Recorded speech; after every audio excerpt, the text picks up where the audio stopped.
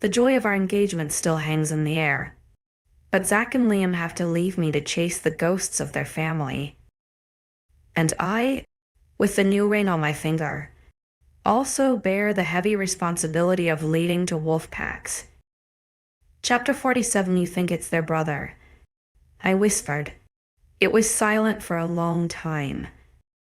The only sound were the 𝐏𝐤𝐬𝐻 hiring in my mind as I thought it over. Zach could have another brother.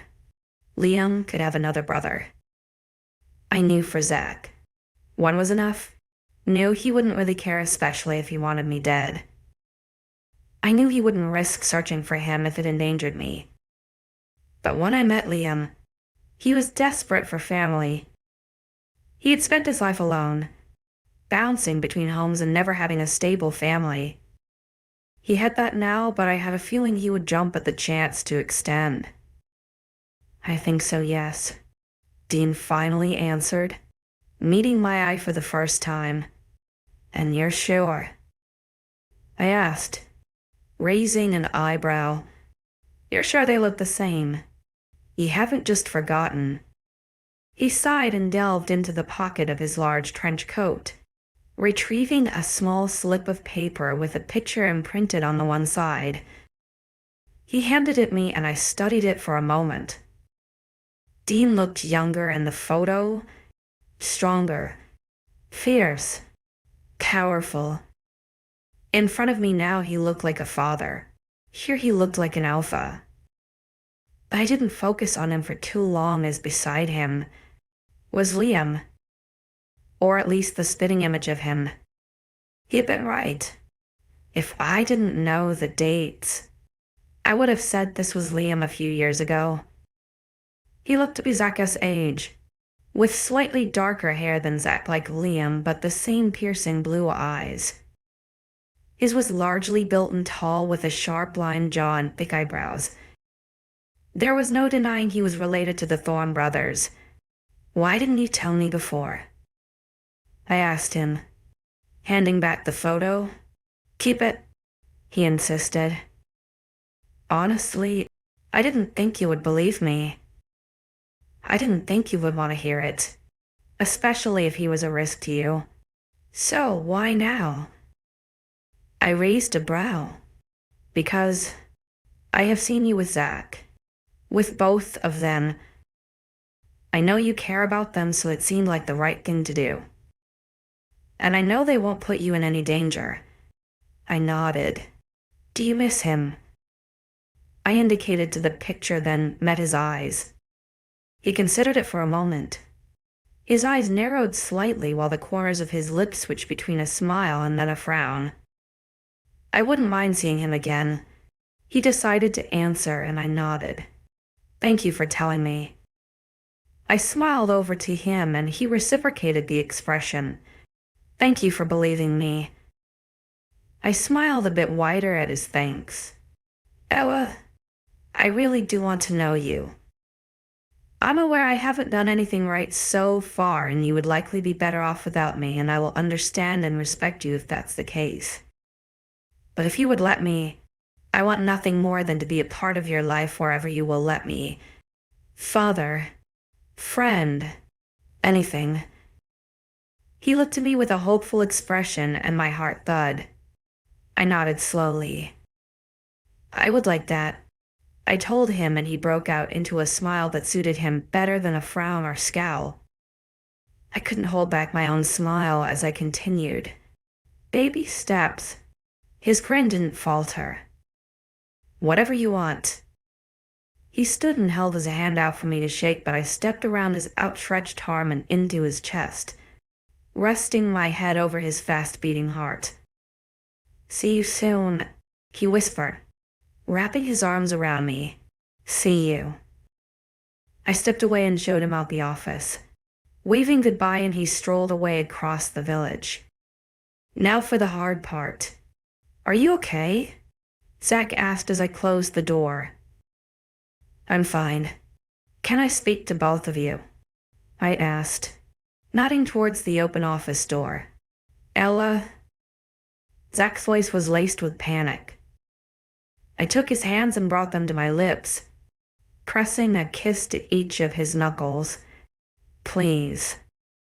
He nodded and grabbed Liam before tugging him into the office. Their presence filled the small space and my heart pattered in my chest.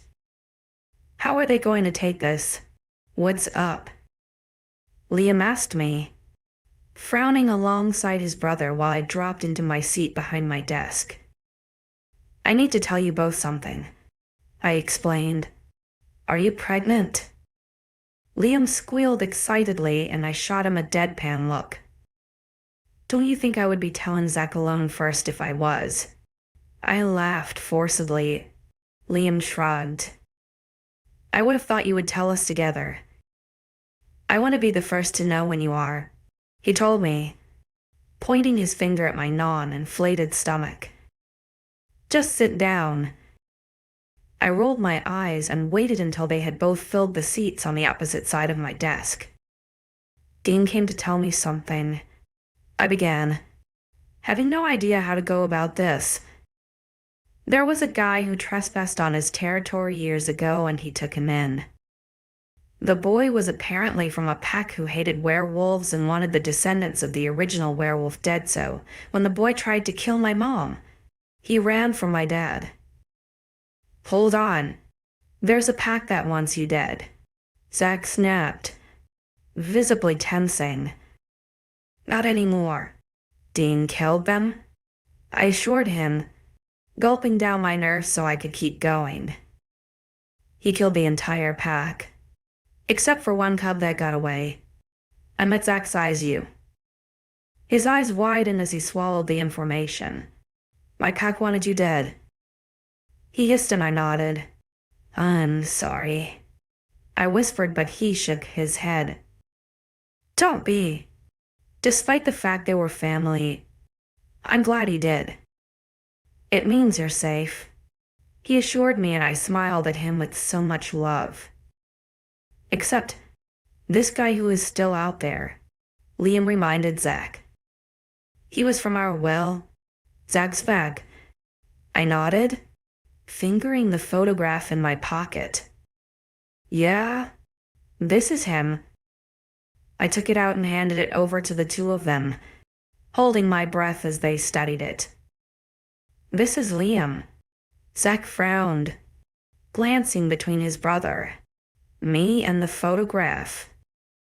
"No, this was taken when I was 8, I explained. "I was only 12, Liam continued for me. "Plus, I have never met her father." I took a deep breath. "He was from your pack. Put up for adoption as soon as he was born, and all he had to know who his pack were was a note instructing him to one day find the descendant of the original werewolf and kill them. The pack's crest was on the letter, which is how my father knew where to go," I explained, looking between the two of them. "And he looks just like you both.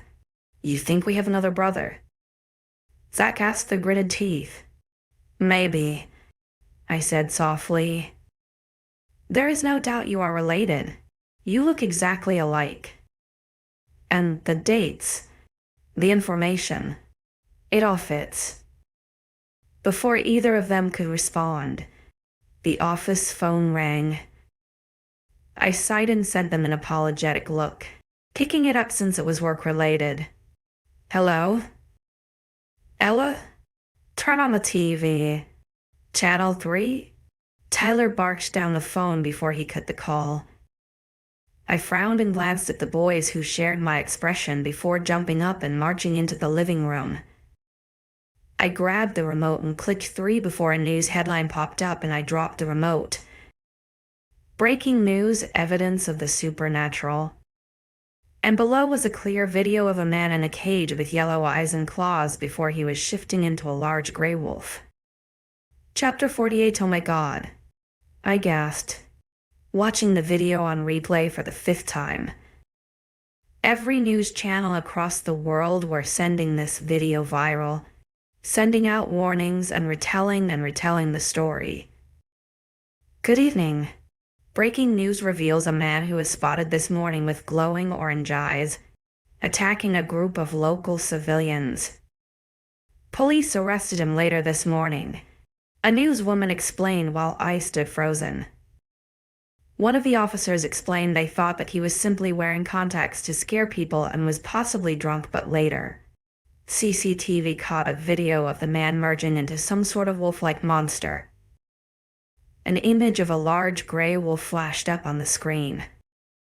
As you can see, this creature can grow another pair of legs, a sharp row of teeth, long claws and illuminated eyes, she explained. Take a look at the video. Again, video replayed and the snarling of the man echoed through the otherwise silent living room yet again. On a deeper, stronger snarl than the rest, you see his fangs and claws appear, and then after another growl, he pounced at the door and shifted mid-jump. Officials warned residents in any nearby towns to stay locked inside or to travel in groups, and it's advised that everyone is cautious until we can be sure he is the only one of his kind. More to come later on this story. I wasn't sure who switched off the TV, but the three of us stood, completely still and completely silent. The secret was revealed. People knew, and it could all be over for werewolves. The sound of the door bursting open had me jumping in my spot and spinning quickly with glowing eyes and pointed claws. I was already paranoid, to say the least. I calmed when 𝐊𝐢𝐬𝐬 came frantically bundling down the hall, his face a perfect image of fear. "Have you seen it?" he barked. I nodded, unable to find my voice. "We need to make some calls," he explained. Again, I nodded before glancing to a panicked-looking Zach. I sent him what I hoped would be a reassuring smile and followed 𝐊𝐢𝐬𝐬 into the office. I ended up making several calls to any alphas that were allies of my pack, making plans to stick together and protect our secret heavily over the next few months. During our phone conference with the majority of alphas in the country, we came to an agreement that, despite our nature, we would abandon the wolf that was captured and hope that he wouldn't be killed, so when everyone eventually got over it, if they ever did, we could form a plan to free him. I felt guilty for leading the man to humans. Scared humans who would likely torture, so they felt in power. So they felt stronger and simultaneously safer. Once it was decided, every alpha went silent, sending prayers for the man. It was a wolf's nature to protect their own, to band together to be strong. It was why we ran in packs. So leaving a wolf behind was one of the worst things you could do. Finally, I rang my dad. "Hey, have you heard?" I asked him when he'd picked up. "Yes, I saw the news this evening and have been helping 𝐴𝐻 deal with everything. He was just about to call you." I thought you would prefer if he was the one to call. He mumbled the end, but I ignored it. "Is 𝐴𝐻 okay?" "He's fine. Just panicked." "Are you okay? How are you coping?" he asked me. "I don't know," I admitted, running my hand over my face. "This is big. Bigger than a fight or a trespass. How am I going to protect everyone from this?" Dean was one of the best alphas in history, so I knew he would have some advice. I gave 𝐴𝐻 the same advice. I recommend keeping to yourself, limiting time in the human world, increasing security. Right now, 𝐊𝐿𝐬𝐬, your pack has to be the priority. Rest of the world be damned, he told me, and I knew he was right. I couldn't feel guilt for the wolf that was caught. I couldn't go out of my way to protect packs that weren't my own. "Thank you. Have you spoken to Zach and Liam?" he questioned, and I sighed. I told them, but I never got to hear what they were thinking. I was interrupted with this huge mess.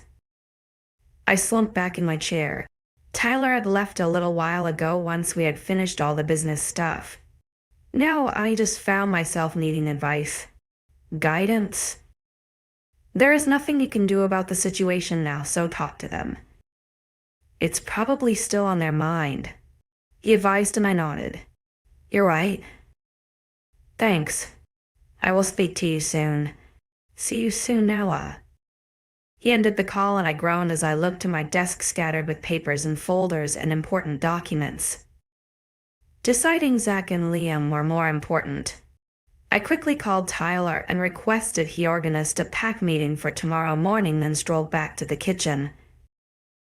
Hey baby, is everything okay? Zach handed me a drink and I sat opposite him at the counter, sighing. I guess. I have a feeling it's every pack for themselves now. We have agreed to leave the guy to the police and hope they don't kill him. Trying to break him out would draw too much attention and blow our secret immediately. At least at the moment they only think there is one. I shrugged, feigning nonchalance despite the growing pit in my stomach. Zach kissed my cheek and I smiled. I'll tell the rest of the pack tomorrow. Have you two thought any more about your brother? I glanced between the two of them and watched them silently discuss something. I waited patiently until Zach sighed. Nothing's changed, he told me. Everything changed. I defended. How could he say that nothing's changed? He had another brother. Well, if you tried to kill your mom even with Dean there, chances are he won't hesitate to do the same with you, and it would be our fault for bringing him straight to you. Liam explained and I frowned. I don't care. I told them. Zach sighed. Well, we do. Zach, he's your brother. I reminded him and then turned to Liam. He's family. He shook his head. You are family. He is blood, but you are family, 𝐊𝐢𝐬𝐬.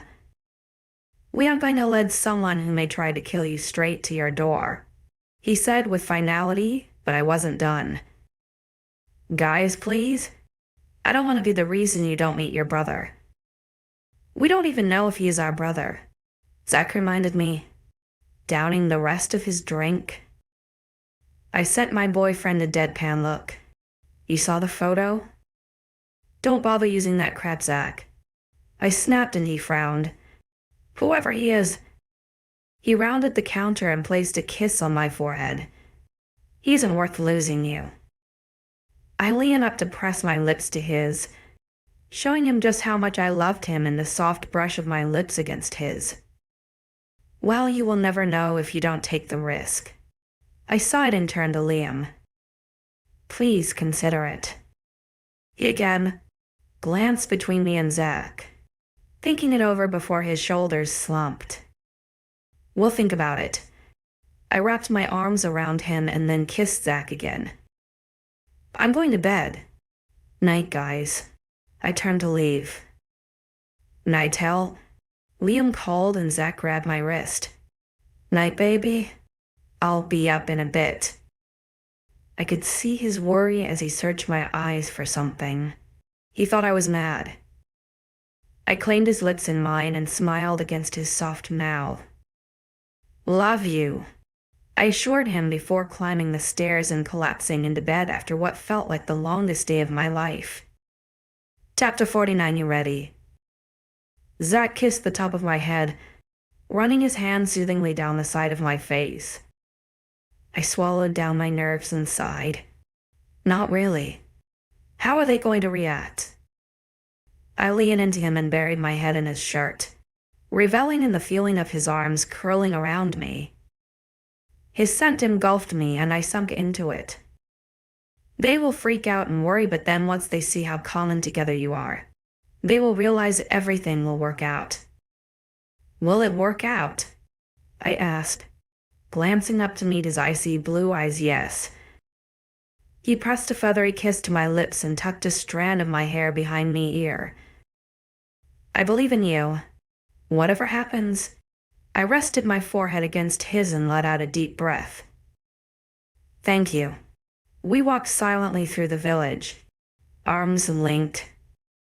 Liam was going to wait and meet up with the rest of my friends before heading to the square, but Zach had insisted on being by my side. Tyler. I smiled, taking another few steps so I was beside him, Hey, kiss my cheek. Are you ready for this? I let out a shaky breath but nodded. I think so. He smiled encouragingly. Just stay calm and you will be fine. The square slowly filled with pack members, most of them looking confused but some still strode confidently, looking just as sure as they always did. It made me wonder what they would look like once I announced the news. I felt a little calmer when Liam appeared off to the side of the stage, where my friends and I always sat for my father's meetings, and he was closely followed by our extended friend group. They all smiled over or sent me quizzical looks, and I was grateful Liam hadn't told them beforehand. I had to tell everyone together, so them knowing might have caused issues. Once the square filled and bustling chatter echoed around the valley, I stepped onto the stage alongside Tyler, and a few of my protection wolves followed behind. I watched as Zach joined his brother and took a deep breath. Thank you for all being here on short notice, I started. It was the polite way of saying they made the correct choice as obligatory to attend, and anyone who didn't would be tossed in the cells. There is currently a serious issue circulating around the werewolf community due to one of our own being discovered by humans. I paused as a collective gasp passed through the crowds and watched as everyone started to fidget. I tried my best to remain calm. We have already started to deal with the issue. However, it is vital in this time that we treat 𝐊𝐢𝐬𝐧𝐠'𝐬 as hard to protect our secret. Currently, our pack is safe and undiscovered, and it should be our priority to keep it that way. Again, I paused while members of the crowd hissed and whispered to their neighbors. I'm aware that this isn't easy, but I ask each of you to limit your encounters with the human world while doing your best to appear normal. We can't have anyone suspicious at this point in time, and we have to stick together until it passes. Does anyone have any questions? I instantly regretted that when shouts and hollers bounced around from the crowd. What happened to the man who was caught? Which pack was he from? Can I still keep in touch with my human friends? Do I have to quit my job? They were questions I couldn't answer or wasn't allowed to answer. I couldn't tell them that we were leaving the man to fend for himself. There would be an uproar, and I couldn't have my pack believing I would ever do the same to them. But I couldn't lie. I coughed, silencing the crowds. The alpha of the pack who lost their member has decided that, for the good of our species, he must be abandoned. We are to leave him to his own fate to protect ourselves. Silence. Utter silence. Guilt nodded at me while we all silently agreed to take a moment to mourn the loss of one of our own. We had never known him, had no idea what his name was even, but he was a werewolf. That was all that mattered. After a minute of silence, I spoke again. You are all dismissed. I stepped off stage straight into Zach's awaiting arms. He didn't speak. Didn't tell me things I didn't want to hear. He just held me tight until the square cleared of people and only me and my friends remained. Are you okay, 𝐊𝐤? Ryder asked from behind me, and I turned to send him a small smile. I guess. It's just a lot. I shrugged and he nodded in understanding. How about we order a pizza and hang out for a bit? He asked the group. After a collective nod, Lexi spoke. What about coming to mine for a change? My mom is visiting her friend tonight, and my brother is sleeping over with her son. We nodded and made our way to Lex's, carefully discussing the events of the past couple of days. Nobody wanted to jump to conclusions or speak disrespectfully, so I could tell we were dancing around on thin ice. We all sat around Lex's living room a couple of hours later, filling 𝐿𝐤𝐳𝐬 and Liam in on Liv's outburst to Rebecca and laughing at their comments. I scrolled through my messages from Tyler while they spoke and froze at a video of a new story. Guys, I called to shut them up, and they all shifted their attention onto me. What? Jordan asked. I clicked play, and the sound of a woman speaking blasted from the phone. A continuation of last night's story. The man/wolf and possible werewolf that was taken into custody yesterday has informed officers that there are millions of his kind across the world. Leaders from every country will be gathering in the next few days to discuss what we will do about the possible deadly species walking amongst us. Shit, Ryder cursed, wrapping his arm around my waist and pulling me to him. Don't worry, 𝐿. We will figure this out, he whispered as I buried my head in his shoulder. How was I supposed to protect everyone from this? They would all be looking to me for guidance, for advice, for leadership. And all I wanted was my dad to come back and rule the pack again. He would already have a plan. fiancée and would be issuing protection and rules immediately. The entire world is about to go to shit. Liv groaned, and we all sent her an incredulous look. What? It's true. Either way, we are screwed. She shrugged, and a collective sigh passed amongst us. We were screwed. Chapter 50. I woke up the next morning with my head resting on Zach's chest, pressed against the sofa. Beside me, Jordan was breathing heavily, and I smiled softly. The warmth of Zach's body enveloped me, and I felt so safe and content in his arms. As per usual. The room was still quite dark, with just a thin slither of sunlight slicing through the gap in the curtains. My friends were all scattered around the living room, including Mason, who joined us late last night. The majority of them were asleep, but I could see Blake sat up on his phone on the opposite side. Morning, I grunted, stretching out and rolling off Zach as carefully as I could so I didn't wake him. I hopped over Liam, who had pulled Lexi towards him during the night, so she was tucked into him. I smiled down at the two of them and jumped over Ryder's massive head before reaching Blake. Have you checked the news? He asked nervously as I moved to sit beside him. What now? I sighed, slumping beside him. There is a chance humans will declare war, he stated bluntly, and the breath was shed out of me. What? I gasped. They can't. That's suicide. They seem to think they can win with the right weapons, Blake stated. In this article, it says they are getting machine guns and grenades to take a whole pack at once. They have no clue that machine guns or explosions won't kill us. I sighed. As soon as wolves heard about this, they would want to attack. And there was no way humans could fight back. Apparently not. Hey, everything okay? Mason asked, peeling Caroline's passed-out body off him and joining us on the other side of the room. I studied my friend, and all I could think of was, what side of this war would he be on? Yeah? Want a drink? I asked, leading the two of them to Lex's kitchen so we didn't wake everyone else. Won't Alexia mind that you are in her kitchen helping yourself? Mason laughed, and I shrugged. I usually do. I grinned as my phone rang. After a sigh, I answered the unknown number, assuming it was an alpha or ally. I was wrong. Ella, Rick's voice greeted me, and I froze. Rick. I sighed and glanced up to see Lexi approaching us with wide eyes that matched the guy's. I assume you are busy dealing with the upcoming war, he asked, sounding victoriously, which made me squirm. I am. A little busy for a chit-chat, if I'm honest, I snapped, still keeping my voice down so I didn't wake anyone.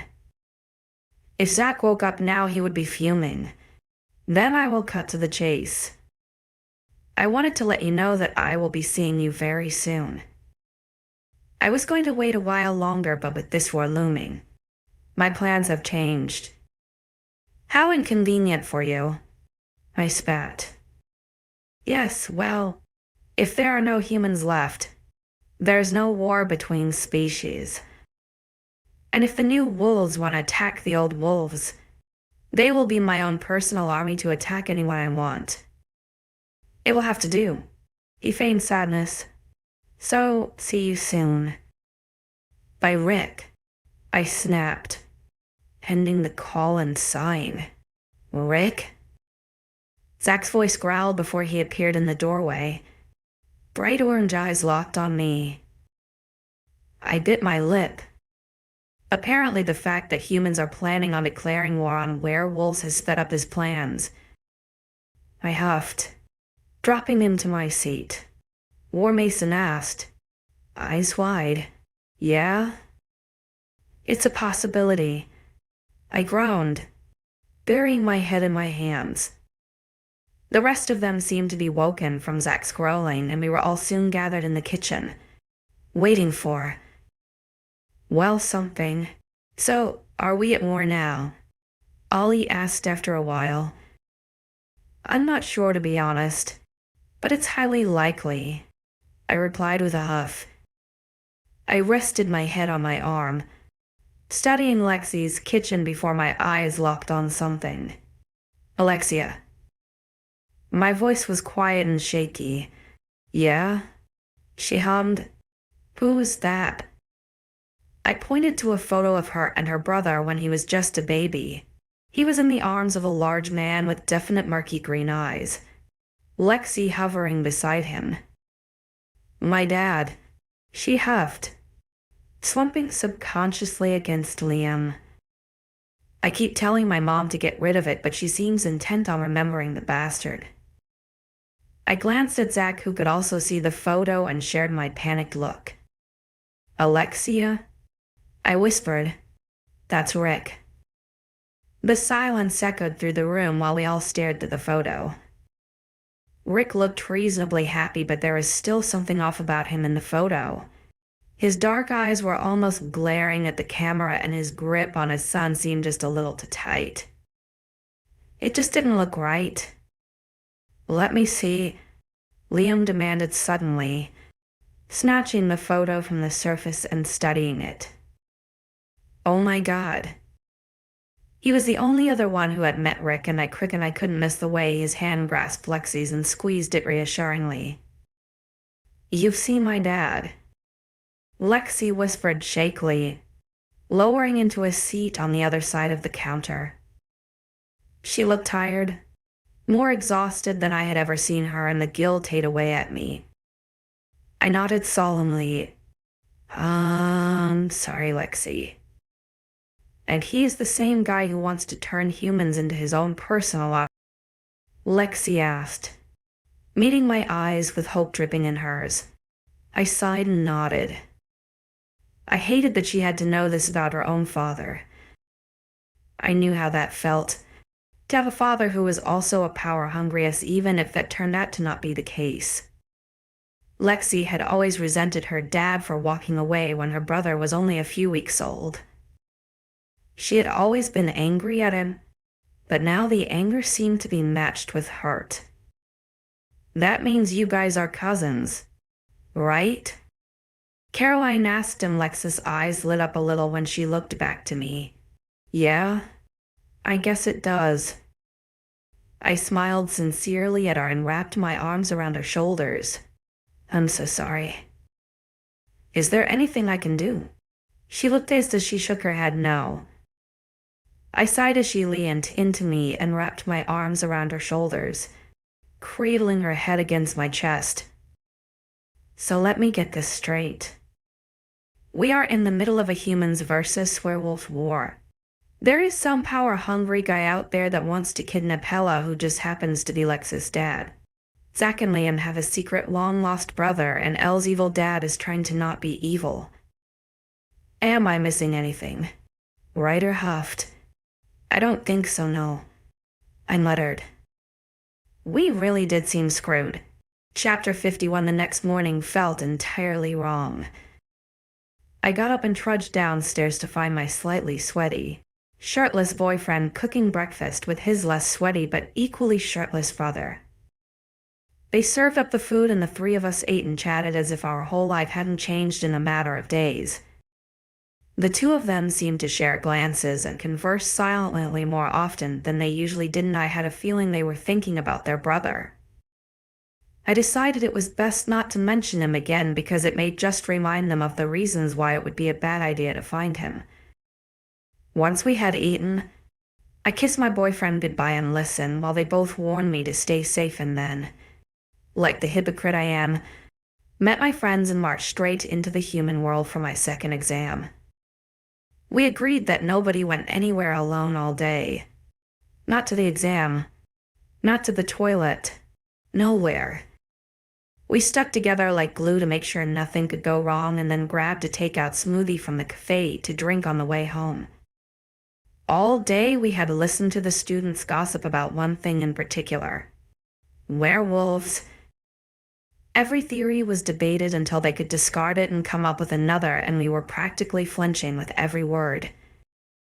I got home with some smoothies for Zach and Liam and found them making lunch in the kitchen. Hey. I smiled over at them. Hey, how was your exam? Liam asked me, and they both looked to me impatiently. I shrugged. It was fine. I handed them their smoothies and switched my phone back on, coming across 3 missed calls from my brother. I furrowed my eyebrows and called him back, trying to figure out what he would want. He knew I would be in school, and he should have been with his private tutor all morning as well. I then still had a couple of years left of school, so I decided to get a tutor for a 16-year-old kid. He was good at balancing things. But now Dean was back, I was pretty sure they had almost become joint alphas. Finally. I called you a couple of times earlier, he answered, frustrated lie. Sorry. I was in an exam, I explained, and he sighed. I forgot about that. Can we talk? He asked me, and I dropped into one of the bar stools next to the counter. Sure. Zach plopped a salad in front of me, and I mouthed thanks while I waited for Aiden to speak. I was talking to Dad about this whole war thing. Our territory is right next to a city where they are really hell-bent on finding more wolves, and he doesn't think it will be safe. He groaned. Aiden, I started, stabbing my fork around my plate. You have the biggest pack in the country. You have enough people for security. I laughed humorlessly. I know, but we were also talking about you, he continued, and I furrowed my brows. We are worried that something will happen, and we are nowhere near you. I smiled at the thought of having a caring family. I'll be okay, Aiden. I shoved a mouthful of salad into my mouth and chewed while he was silent for a moment. How would you feel about a merge? I froze halfway through chewing. A merge? As in merging the packs? I asked incredulously. Yes, we could combine, and that way Dad would be able to be with both of us, and together we would be the biggest pack, not just in the country but in the world. Imagine how much protection we would have. I narrowed my eyes. Are you suggesting your pack moves here? I asked him. Yes, it's safer near a small town, and you have the perfect territory for more people. He explained. Aiden, I barely have enough houses for my own pack. I scoffed. I have a team of builders in my pack that can come by and build some flats and houses. They can plan with you and maximize the space. I think it would be safer, and our family could be together. What do you think? Honestly, I quite liked the idea. Right now I could use my dad's advice on how to deal with everything, and for so long there was a fight between our packs, so merging would help make peace. And to top it all off, it will throw Rick completely off his guard. I think it's a good idea, actually. I admit it. Perfect. I will let Dad know, and we can start straight away. The sooner we merge, the stronger we will be for this war, Aiden said, and I smiled. Okay, can you do me a favor? I asked him. Sure. Can you let Dean know that Rick called yesterday? He wants to take me before this war starts. I explained. Are you okay? He asked me. I sighed. I just thought he would want to know. He will. And we will make this happen as fast as possible, so if he comes, both our packs will fight him off. Aiden assured me. I will tell him now. Bael. Baiden. Emerge? Zach asked me and I nodded. I think it could be a good idea. More protection, more fighters, more people to kill Rick. And I also kind of want Eden and maybe even Dean around. I told him. He nodded in understanding. I think it's a good idea. I'll be back in a second. Let me call Tyler. I hopped off the stool and slipped into the office to ask for his opinion. I was so glad when he agreed it would be for the best and offered to organize a pack meeting so I could tell everyone. When I re-entered the kitchen, the guys cut off their conversation instantly. What? I asked when they both glanced guilty at me. Nothing. Liam forced a smile. I'm not buying that. I scoffed. Tell me. They seemed to have another silent conversation before Liam suddenly blabbed. We want to find our brother. My eyebrows shot up. You do? I glanced to Zach, who, albeit reluctantly, nodded. We think it's best with this possibility of war. He explained. He could be found and killed or find himself in the middle of it. I nodded in understanding. So you're going to track him down? You know we won't let him hurt you. If he even tries to lay a hand on you, I will kill him myself, okay? Zach quickly explained. I know. I assured him. I think it's a good idea. So you don't mind. Liam masked me and I smiled. Of course not. When do you plan on going? Friday. Zach explained. I'm not leaving while you are at school and in danger. That gives your dad and brother time to move in as well. Zach, they can't just leave their pack. I reminded him, rolling my eyes. Then one of them can move in and ride her. He shrugged. I don't need a babysitter. I grumbled. He grasped my wrist in his hand and pulled me so I was flushed against him. I am not going anywhere unless I know you have round-the-clock protection. Rick is still after you. Remember, either you have a babysitter or we don't go. I sighed and leaned my head on his chest. Fine. I will ask them. You two better be careful. I warned and they nodded. We will. Chapter 50 to 𝐊𝐤𝐬. Jordan called, running towards me with books spilling from her arms. I caught one as it slipped before it hit the ground and held it out to her. Hey, I greeted, eyeing the mass of textbooks. How did it go? She beamed. Okay, I think. What about you? She smiled up at me and I warmed at the innocent look on my best friend's face. She really was beautiful. Not sure.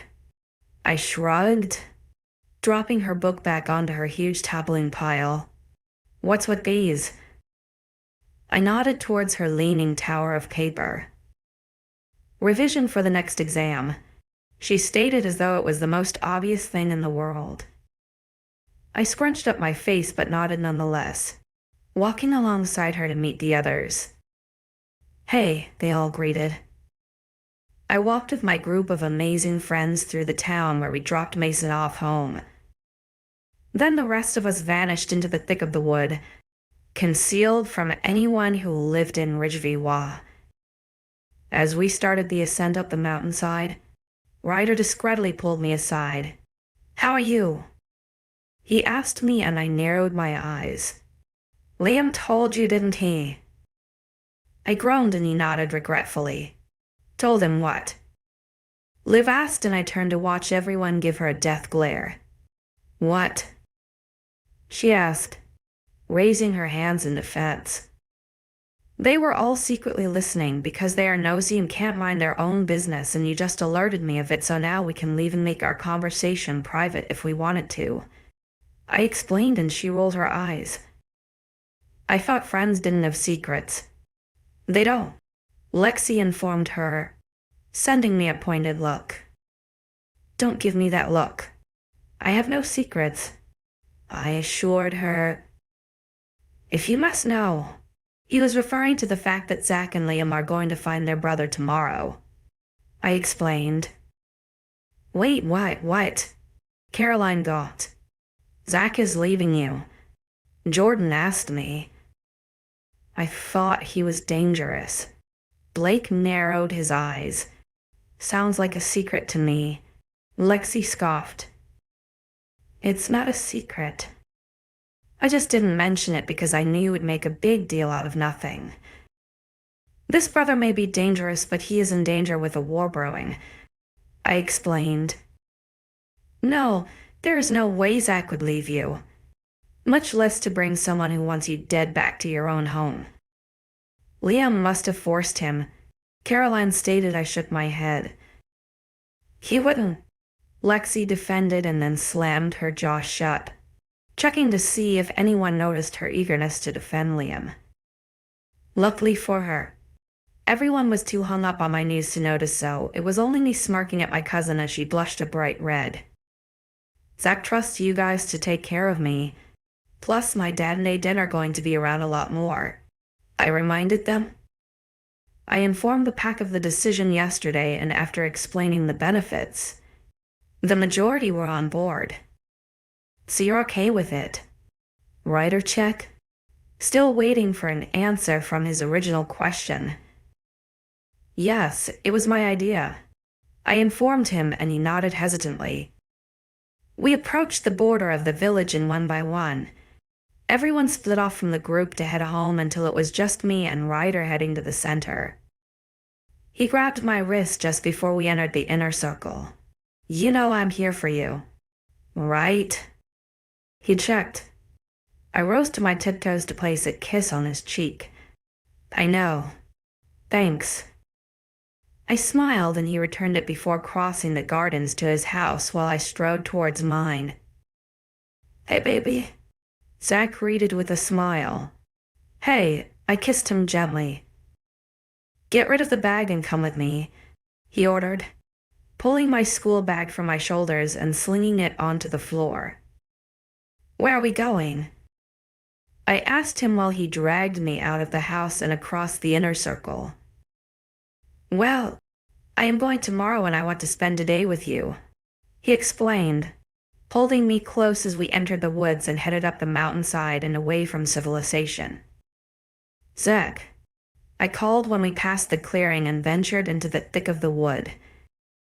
We reached the peak of the mountain and started down the other side where the forest was more dense and much darker. Zach, where are we going? I asked, still stumbling after him. He kept dragging me along, still silent until we eventually arrived at the creek. Small lights decorated the rock face and soft music floated through the air. In the center was a blanket laid out and a picnic basket trusted on top. What is this? I asked him, a smile sprawling across my face. A date, he replied, helping me onto the blanket and sitting right beside me. I just needed to be with you before I go, he whispered, and I melted. Good, because I needed to be with you too. I smiled, resting my head in the crook of his neck. Here. He passed me a strawberry dipped in chocolate, and I opened my mouth willingly. The sweet taste consumed my senses, and I moaned at how delicious it was. If you do that again, the plans for the evening will change dramatically, he warned, and I giggled. Sorry, I just love strawberries and chocolate. I smiled up at him sweetly, licking my lips. Stop it, he groaned, turning away and back to the basket of food. I pouted until he turned back around with a small wrapped box in his hands. "Here, I bought you this." His face suddenly became serious as he handed me the beautifully wrapped box. I smiled up at him suspiciously as I pulled away the ribbon and peeled off the soft silk that encased the small leather box. With a little difficulty, I pulled it open to reveal the most beautifully breathtaking ring I had ever seen. The slim, silver band was encrusted in crystals the same color as the icy blue eyes I had fallen in love with. One large, sparkling diamond twinkled in the sunlight in the center and blurred as tears filled my eyes. I couldn't wait. Not another minute or another day or another year. "Marry me, Ella?" I glanced up to see Zach had shifted onto one knee and was taking the ring from the box with a hopeful look on his face. "It doesn't have to be soon," he continued. "We can wait as long as you want. I know you are still in school and we are young, but I don't want to leave without knowing you are my fiancée and future wife. Please, please marry me and I will love you for the rest of our lives together," he promised while tears slipped from my eyes. "It wouldn't matter if I was your wife or your fiancée or just your girlfriend. I will be waiting for you to come home and I will love you eternally. I promised. You could never be just my girlfriend. You are my entire world, my entire life, and I want to spend every moment I can making you smile." I did smile. Massively. I think my face split from the huge grin that overtook my features. "In that case, I think I might just say yes," I teased, holding out my hand for him to slip the ring on. He smiled widely as he did. "Good. It may have been a question, but it wasn't a choice." He shot me the daring look he used so often, and I fell even more in love with him. "I love you, Zachary Thorne," I whispered, joining my ring-claimed hand with his and staring down at how well our fingers fit together with the huge diamond sparkling. "I love you too, Ella Thorne."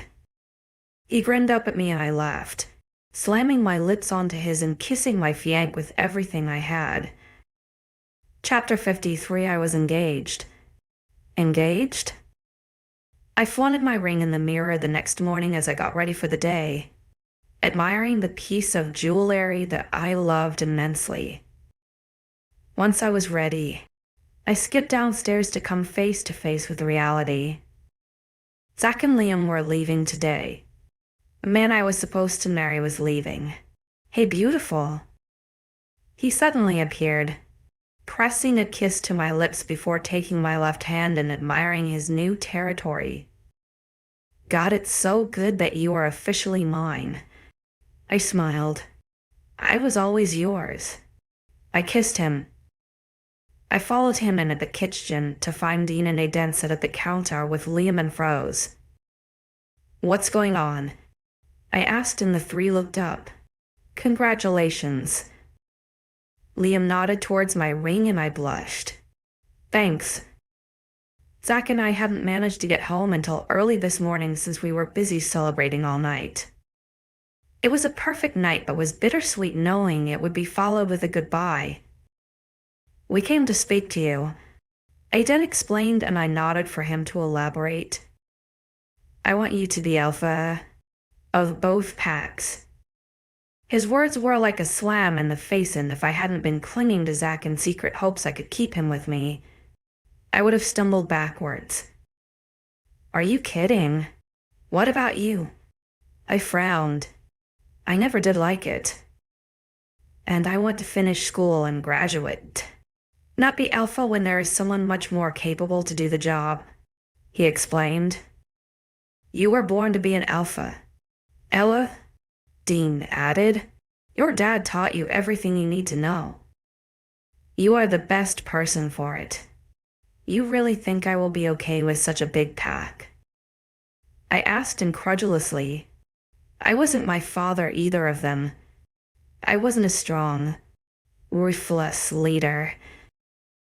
"And do you really think they will follow me?" "A woman." "Definitely. You have what other alphas lack: compassion, fairness, forgiveness. Those qualities are what make you stronger than any male alpha alive, and both packs will be right behind you as one.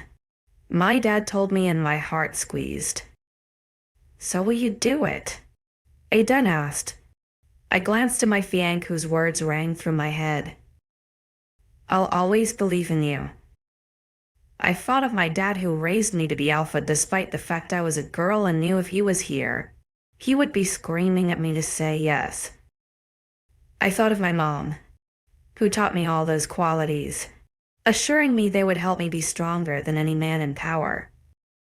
Yes, I found myself answering with a huge smile. It's a good job, because our pack is already in the square alongside yours, waiting for their new alpha. 𝐻𝐤 beamed, grabbing my wrist and detaching me from Zach before dragging me to the square.